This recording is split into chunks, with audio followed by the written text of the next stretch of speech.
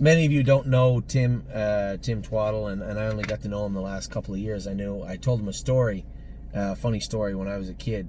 My brother Mark and I, we were just little kids in the Maritimes, and it was always a big spectacle when, the big drivers and trainers came to town.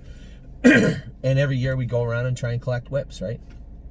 I guess that's just what starstruck kids do when, when the big names come to town, so to speak. And Tim Twaddle was a very good driver also. Not many people, I don't know if you guys follow how our trainers or some of the drivers we use, their past, but Tim Twaddle had a very good career as a driver and done very well for us as a trainer. And I told him a story the other day about how they were racing a gray horse in Moncton named Ship Snoops. And I personally went down to the barn to ask Tim Twaddle as a driver for his whip. I might have been 10 years old. So it's funny how really small the world is sometimes, and I assume he probably gave it to me and I broke it or something. But I never forgot that gray horse and Tim Twaddle. So on to Tim's stable. Tim has had, a very humble man, said to me, "I'll stop saying that, I did this or I did that. You guys sent them there already." Listen, we sent them a lot of places already, didn't we? Or I thought we did. And Tim's still the one that puts them on the track. I've been very lucky. Driving the horses, we've had a lot of luck at the Meadows. Hasn't it been just a breath of fresh air this year? We did well in Ohio, maybe not quite as well. I think we were greedy. I was anyway, maybe not quite as well as I thought we would, but still very, very good in Ohio. We're going to have at least one horse that made six figures in Ohio and a number of other horses that have done well throughout the summer. That was Jason right there. That have done well throughout the summer. And looking at Tim's barn, he can say it wasn't him, but there seems to be an awful lot of luck in the Meadows, and it certainly hasn't been my driving. That I'm not I think my driving average is creeping up around 400 at the Meadows, and I'm not a 400 driver. So something's got to give. He can say it's me, and I can say it's him, but regardless, the horses are racing very well, and I don't care who's to blame for doing it. I'm just happy that it's happening. So we will start. Let me see if I can get this alphabetical mess fixed. Arctic Force. We're going to start with Arctic Force. Arctic Force has been quietly and elusively getting closer to the winner's circle. I know that's a real political way of saying he's been racing like crap, but he really hasn't. When you go back and look at his races, the last start I drove him, I was really hoping he would get in on Friday. Also eligible. I think he'll be better. I'd like to have him coming back in a week and then race him. I still think he'll do well his next start, but I would like to have him right back. So I will say he will do good next week and real good the week after. That's my thoughts on Arctic Force. But he's been doing well. Bottle of Red, we went to train her the other day, and she bled a little bit now. Thankfully, we put her on the Lasix program. It was 7 days out. Thankfully, she didn't get in. I'd like to see her at 14 days, clean that airway up and start her on Lasix properly. So Bottle of Red will be in her next start. I think you're going to see a much better Bottle of Red moving forward on Lasix. This blood just didn't creep up out of anywhere. It must have been mounting and accumulating for a while to the point where those little, I don't know how you want to call them, issues within her lungs and airway have caused us to see this blood now. I think those problems, if you see, a couple of times we watched the race, you're like, gee, she really should have won, right? I remember when I was second with her 2 starts back, I thought she was a winner. Sat in the 2-hole and really didn't finish off her mile, really didn't clean up her dinner the way she should have. And both literally and metaphorically. And I think it's probably because this has been mounting for a while. So I think Bottle of Red on Lasix is a much better Bottle of Red. Captain's Maid is racing tomorrow. Yes, she's in tough. There's no gimmies. She is in tough.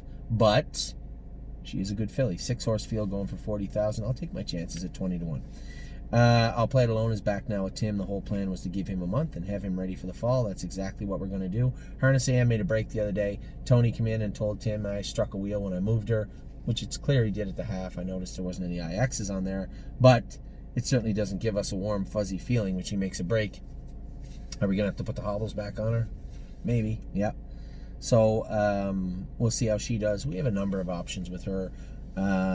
We can always race her in a condition claimer if we want. She goes somewhere close to $17,000 or $18,000 with allowances. So there's lots of room to move with Harness AM. Certainly no concerns there from my point anyway. Johan is in tomorrow. Big day for Johan. 7 to 5 morning line. That is a ballsy morning line statement from the race secretary on Johan. Here's a horse that could do absolutely anything. Could he build on last week and start going back down the path of the Johan we've been so waiting to see? Yep. Or he could explode and be the little bit of the Sal that we saw the last month. I suspect it'll probably be A, not B, but we'll see. We made some shoeing adjustments, put a little more weight on him. Just because he can trot without weight doesn't mean he can trot better without weight. We've added some more weight back on him. We'll see how he races on Monday, but I'm excited to drive him. Path of Totality is in to go Wednesday. I can't drive her on Wednesday. I'm going to the fair. It was our only horse that got in. We entered, I think Tim said he entered 9 or something. Maybe I was wrong. Maybe that was another day, but I think he said he entered a lot for Wednesday and only 1 got in of ours.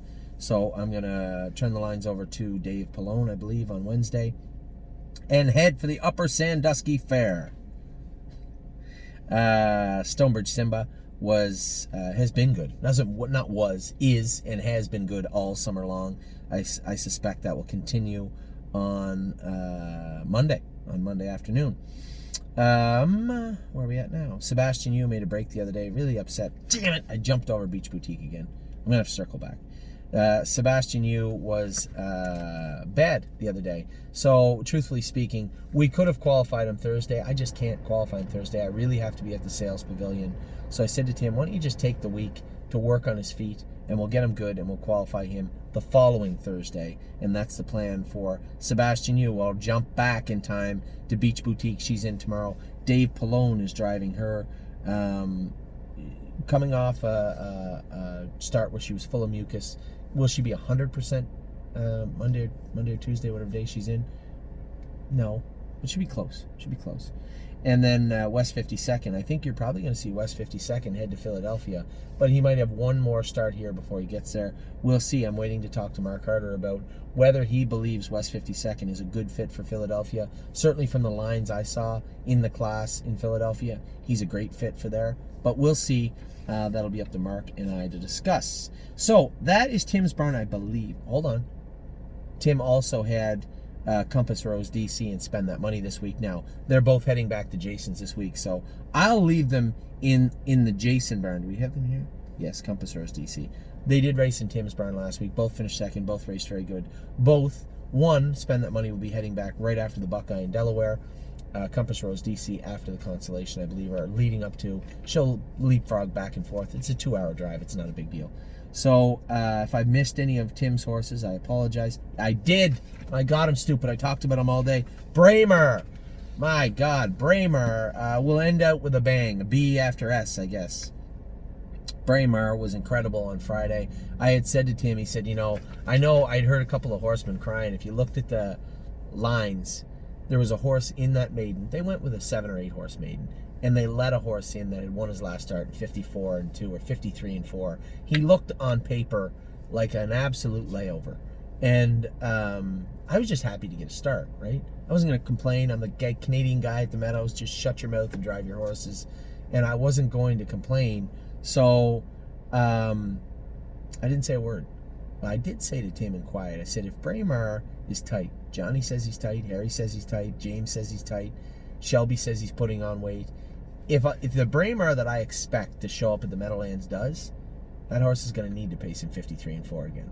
And I don't think Tim really believed me when I said that, but I was a little surprised he did it so energetically. He did it so easily, but I wasn't surprised he won, and I wasn't surprised he did it in 53-4. I was serious when I said that to Tim. If I get away on the bumper of this horse that went in 53 last week, he better go back there again this week. And he couldn't. We did. And we won by length and 3/4. So I'm sorry, Tim, to give you praise for only having the horse for 2 days, but you did a great job, and the horse raced great. So that is Tim's barn. We'll be back. We still got 4 barns. I'll get them done quick. Back in just a minute.